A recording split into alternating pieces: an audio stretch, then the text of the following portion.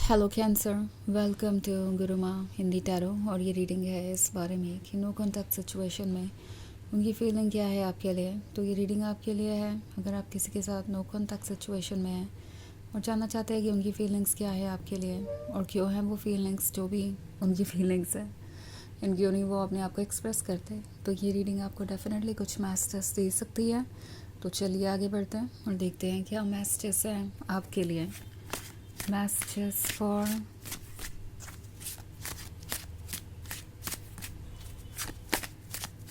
Cancer.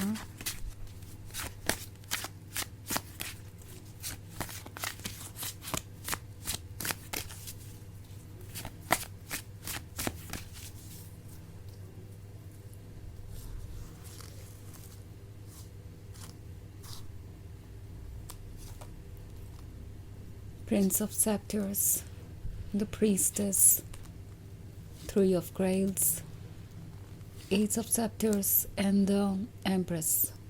Okay. तो हमारे पास है थ्री ऑफ ग्रेल्स। थ्री ऑफ ग्रेल्स से तो ऐसा लगता है किसी ने आपको एक ऑप्शन की तरह ट्रीट किया, ऐसे फील कराया जैसे कि आप इम्पोर्टेंट नहीं है और हमेशा उनके लिए कोई और चीज़ प्रायोरिटी रही। मे बी इस पर्सन को इस बात का भरोसा था कि इन सब चीज़ों का असर आप पे नहीं आने वाला और ये रिलेशनशिप इससे टूटेगा नहीं, पर अब वो देख रहे हैं कि ऐसा नहीं है। ये चीज़ें आपको अफेक्ट कर रही हैं। आप उन लोगों में से नहीं हैं जो किसी भी तरीके से ट्रीट किया जाए और आप कुछ कहेंगे नहीं। आप जानते हैं कि आपके लिए क्या ठीक है क्या नहीं। एंड मोस्ट इम्पॉर्टेंटली ये आपके सेल्फ़ एस्टीम को हर्ट कर रहा है। उनका आपको इस तरीके से ऑप्शन की तरह ट्रीट करना, तब जबकि आप उन्हें पूरी रिस्पेक्ट दे रहे हैं, पूरा लव ऑफ़र कर रहे हैं, ये ऑब्वियसली कहीं से भी जस्टिफाइड नहीं है। और ये देख रहे हैं कि अगर आपके साथ इनजस्टिस होता है तो आप अपने लिए स्टैंड करेंगे। ये चीज़ इन्होंने एक्सपेक्ट नहीं की थी। नाउ सिचुएशन चाहे जो भी हो, ये भी हो सकता है कि आप इनसे सवाल पूछ रहे थे इसीलिए इन्होंने आपसे दूरी बना ली और नो कॉन्टैक्ट सिचुएशन क्रिएट कर ली। ये भी हो सकता है कि आप ही इनसे दूर चले गए बिकॉज इनका जो बिहेवियर था वो बर्दाश्त के बाहर होता जा रहा था। पर चाहे जो भी दूर गया हो, पहले जिस भी वजह से ये नो कॉन्टैक्ट सिचुएशन हुई है, ये इस पर्सन को हर्ट कर रही है। ओके, बिकॉज वो जानते हैं कि उनके पास एम्प्रेस थी, एक ब्यूटीफुल अनकंडीशनल लवर जो उन्हें वो सब कुछ ऑफ़र कर रही थी जो उन्हें चाहिए था, पर वो इसे अप्रिशिएट नहीं कर पाए। वो समझ नहीं पाए कि द एम्प्रेस कितना कुछ सेक्रीफाइस कर रही है और द एम्प्रेस कितनी स्पेशल है। आपको समझने के बजाय वो आपको जज करते रहे और अब जो सिचुएशन बनी है वो सिचुएशन इतनी डिफ़िकल्ट है कि ये पर्सन पास्ट को मुड़ के देख रहा है और सोच रहा है कि क्या यहाँ से ये जर्नी आगे बढ़ सकती है। ये इस बारे में सोच सोच के परेशान है बिकॉज उन्हें पता है कि ये जो थ्री ऑफ ग्रेल्स वाला रूप आपने देखा है उनका, ये आपके लिए आसानी से एक्सेप्टेबल नहीं होगा। ना तो आप ये डिज़र्व करते हैं, ना आप अपने सेल्फ एस्टीम को इस तरीके से कॉम्प्रोमाइज़ कर सकते हैं। तो उन्होंने आपका एक दूसरा साइड भी देखा है। अभी तक उनके दिमाग में यही बात थी कि आप तो द एम्प्रेस हैं, अनकंडीशनल लवर हैं। सो चाहे वो आपको जैसे भी ट्रीट करें, आपके इमोशंस आपको उनसे बांधे रखेंगे और इसी वजह से आप उन्हें कभी भूल नहीं पाएंगे, कभी छोड़कर दूर नहीं जा पाएंगे। बट अब जो सिचुएशन क्रिएट हुई है, आपका उनसे दूर रह पाना उनके लिए अपने आप में एक बहुत बड़ा शॉक है। उन्हें लगा नहीं था कि ऐसा कुछ हो सकता है, क्योंकि ये जो एस ऑफ सेप्टर्स है वो शो कर रहा है उस फीलिंग को जब आप दोनों मिले थे। इन्हें हमेशा से ऐसा लगता था जैसे आप इनकी बहुत वैल्यू करते हैं, आप उन्हें यूनिवर्स के गिफ्ट की तरह देखते हैं। बट द थिंग इज़, ये पर्सन ये भूल गया कि उन्हें भी आपको वैसे ही वैल्यू करना चाहिए था, आपको एक गिफ्ट की तरह देखना चाहिए था क्योंकि आप थे। बट देन इसके बजाय उन्होंने आपको जज करना शुरू कर दिया, आपको टेकन फॉर ग्रांटेड लेना शुरू कर दिया, इस तरीके से आपको ट्रीट किया। और अब ये एस ऑफ सेप्टर्स उनके हाथ से जा चुका है और वो समझ ही नहीं पा रहे कि इससे वो कैसे डील करेंगे। सो ये जो कुछ भी है उन्हें बहुत परेशान कर रहा है और ये अब इससे बाहर आने के बारे में सोच रहे हैं। प्रिंस ऑफ सेप्टर्स का कार्ड है, तो प्रिंस ऑफ सेप्टर्स अपने आप में बहुत ज़्यादा चार्मिंग हो सकता है और जानता है कि किससे क्या कहना है और कब कहना है। सो इन्हें अटेंशन तो दूसरों का आसानी से मिल जाता है, पर उस अटेंशन को वो हैंडल नहीं कर पाते।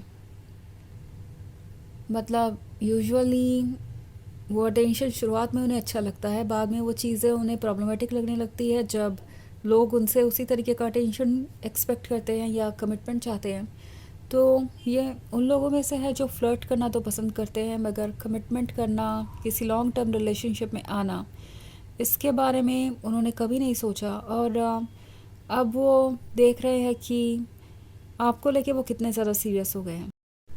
जब वो शुरुआत में आपसे मिले थे तो उनका आइडिया यही था कि आपके साथ वो कुछ अच्छा टाइम स्पेंड करेंगे, एक रिलेशनशिप में आएंगे और बाद में कुछ समय के बाद ये रिलेशनशिप ओवर हो जाएगा।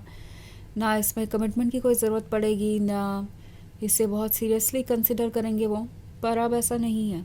द हाई प्रीस्टेस के होने का मतलब है कि उन्हें इस बात का अंदाज़ा है कि वो आपसे कितना कनेक्ट हो चुके हैं और आप ही एग्जैक्टली वो हैं जो उन्हें चाहिए। सो ये जो मन की आवाज़ है ये उन्हें सुनाई दे रही है अब नो कॉन्टैक्ट सिचुएशन में।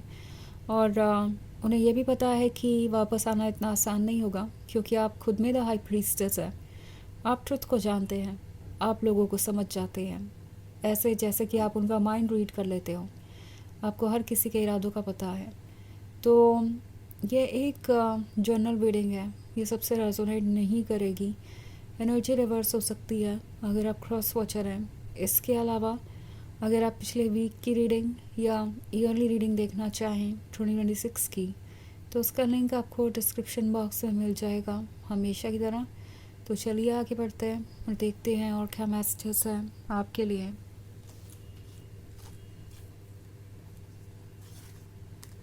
मैसेजेस फॉर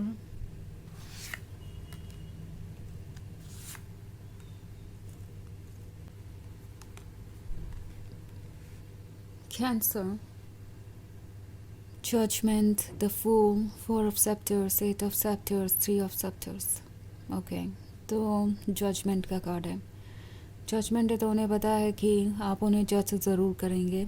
ऑफ कोर्स जज करना आपकी आदत तो नहीं है, पर जब जज करना ज़रूरी होता है तो हर कोई जज करता ही है और इसमें कोई बुराई भी नहीं है। सो इस पॉइंट पे जब आपके सामने इतने सारे चैलेंजेस है, इतने टॉक्सिक वे में आपको ट्रीट किया गया है, तो आपके लिए जज करना ज़रूरी है कि आप क्या अपने लाइफ में अलाउ कर सकते हैं और क्या नहीं। कौन सी ही चीज़ आपको हील करेगी, कौन सी चीज़ आपको हर्ट करेगी। सो उन्हें पता है कि आप उन्हें जज करेंगे। और द फूल का कार्ड है तो इनके लिए अपने इमोशंस को कंट्रोल करना भी मुश्किल है।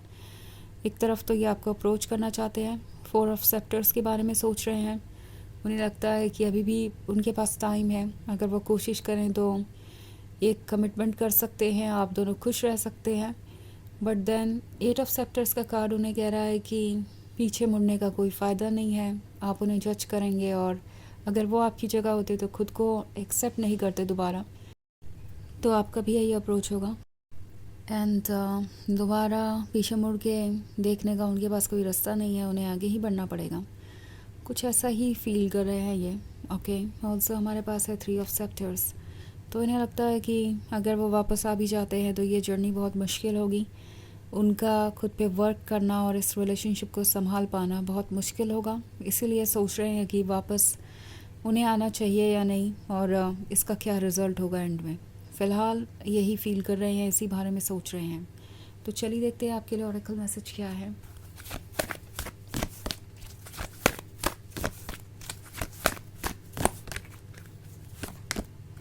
Mercury, open communication, get a weight off your chest, speak up with love and be heard.